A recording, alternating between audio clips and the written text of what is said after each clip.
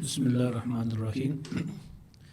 इमाम आज़म अबू हनीफ़ा रज़ी अल्लाह ताला अन्हु आलम इस्लाम की एक अजीम शख्सियत और मिल्लत इस्लामिया की उनकी नाकाबिल फरामोश खिदमात और कुर्बानियाँ हैं।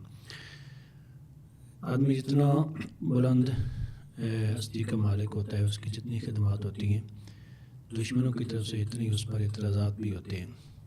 इमाम आज़म पर सैकड़ों लोगों की तरफ से बेजा मुख्तलिफ़ किस्म के एतराज़ात किए गए हैं।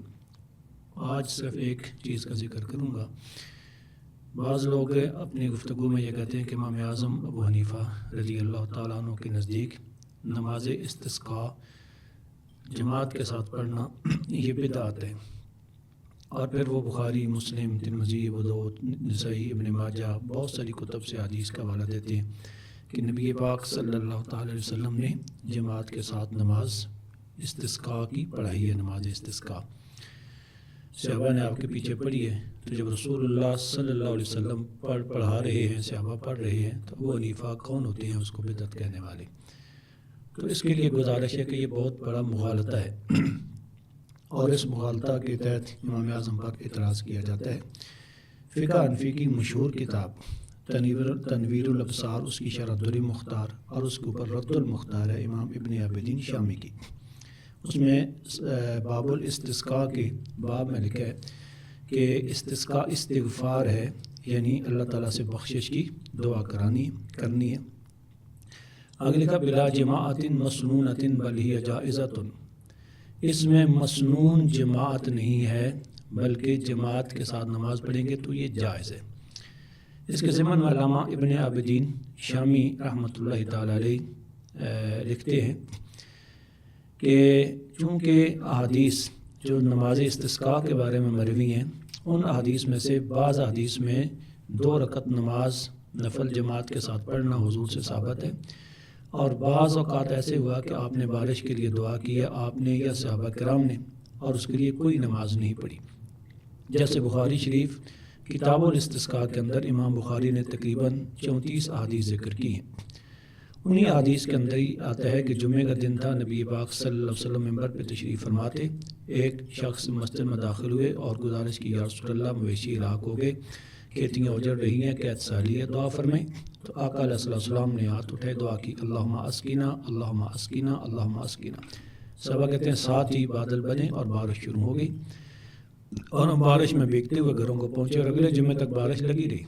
फिर पलट के किसी सहाबी ने अर्ज़ की, उसी आदमी ने किया, रसूलल्लाह कि अब जानवर हिलाक हो रहे हैं, कसरत बारिश से रस्ते टूट रहे हैं, घर टूट रहे हैं, गिर रहे हैं, तो बारिश ख़त्म नहीं हो रही। तो आका अलैहिस्सलाम ने अब हाथ उठाए, अल्लाहुम्मा हवालीना वला अलीना, अल्लाह मदीना के इर्द गिर्द बारिश हो, मदीना के ऊपर ना हो।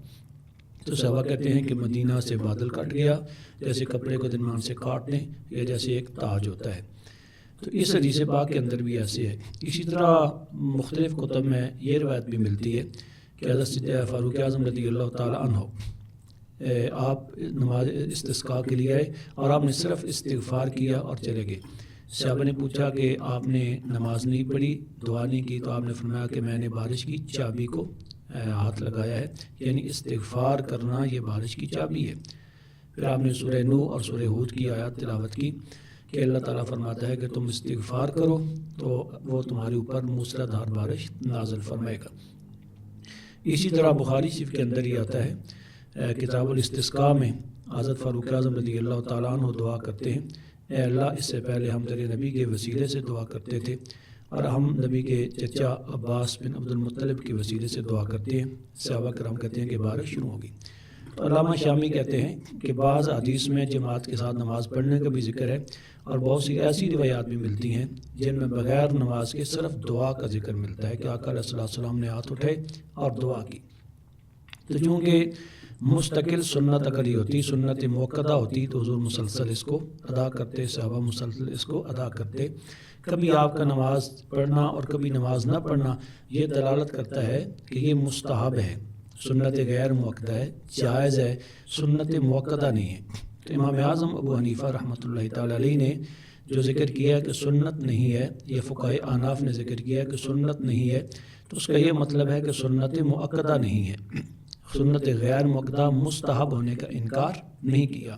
علامہ ابن عابدین شامی اسی بات کو ذکر کرنے کے بعد کہتے ہیں فالحاصل ان الحدیث لما اختلفت فی الصلاۃ بالجماع، حدیث میں جب اختلاف ہے نماز بالجماعت پڑھنے کے بارے میں و عدم اور نہ پڑھنے کے بارے میں، علی وجہ لا یصح بھی اثبات سنیہ، اس سے سنت مؤکدہ ہونا ثابت نہیں ہوتا، لم یقل ابو حنیفہ بسنیتہا، اس وجہ سے امام اعظم ابو حنیفہ نے نماز استسقاء کو بالجماعت پڑھنا سنت مؤکدہ نہیں کہا، لیکن ولا یلزم منہ قولہ بانہا بدعۃ، اس سے یہ لازم نہیں آتا کہ آپ نے یہ فرمایا ہو کہ یہ بدعت ہے، کما نقلہ عنہ بعض المتعصبین، جیسے بعض متعصبین نے امام اعظم ابو حنیفہ کی طرف نسبت کی کہ انہوں نے کہا کہ سنت نہیں ہے، اور انہوں نے آگے سے یہ ثابت کر دیا کہ اس کا مطلب ہے کہ یہ بدعت ہے، بل ہوا قائل بالجواز، بلکہ امام اعظم جماعت کے ساتھ نماز پڑھنا اس کے جواز کے قائل۔